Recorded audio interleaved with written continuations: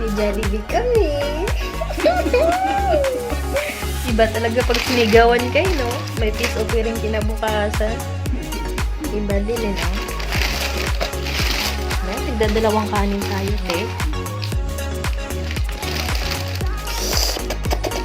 Yan, may Jollibee. Hi guys, may Jollibee kami. Yung tipong sinigawan ka ng ano, ng nanay ng ano, yung babae. At kinabukasan may Jollibee. Gusto ko yun.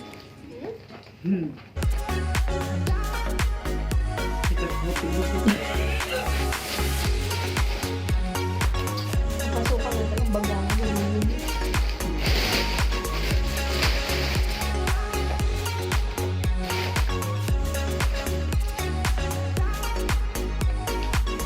May drinks pa kami.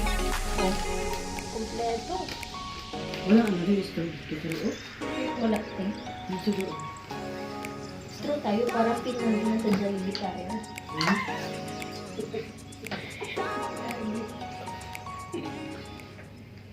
Kuha daw siya straw.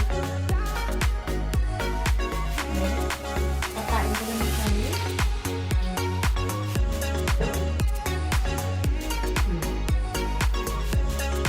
Yummy.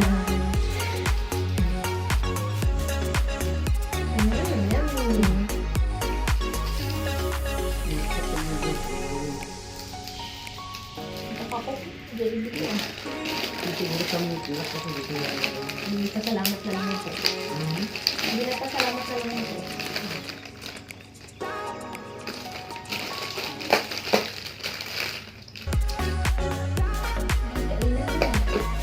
Te, gusto mo te, yung isa te bukas kainin natin. Yung mga kainin natin. Ayusin natin. Ate? Kasi di natin mabusog. Breakfast ng bukas.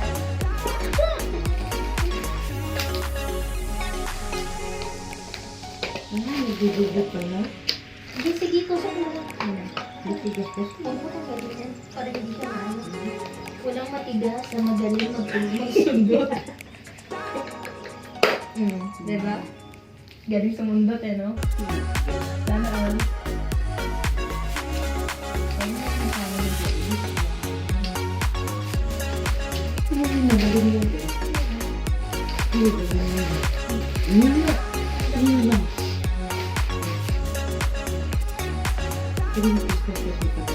Kain po.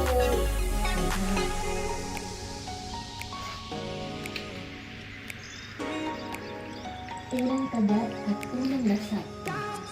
Ang Jollibee brand sa Qatar. Pero sa Saudi, walang Jollibee sa Saudi tayo. KFC lang at saka ano lang. Saudi tsaka Kuwait. Wala din. Wala. Pero magtaka ako, bumili ng Jollibee. Hindi naman sila pwede sila. Hindi kasi wala ang Jollibee. Ito nga na bakit parang mga masarap na kalis Jollibee. Meron mga masarap na mga Jollibee. Diba?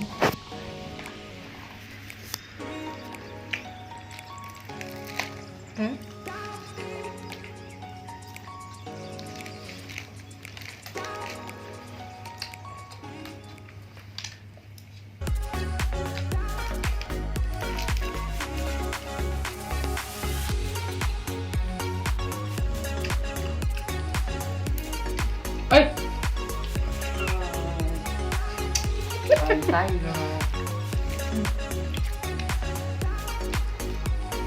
Pagka magkapit na ito muli sila guys. Diba na palagi, kahit sa madami sa pagbansa, palagi yung tumatawag ko naman dahil yung oras. Saan po na? Sa ano, kay madam. Tumawag yan. Malamig din siguro kanina pa to. Umalis siya. Mga narinig ko pinto. Umalis baka pinadilibol lang.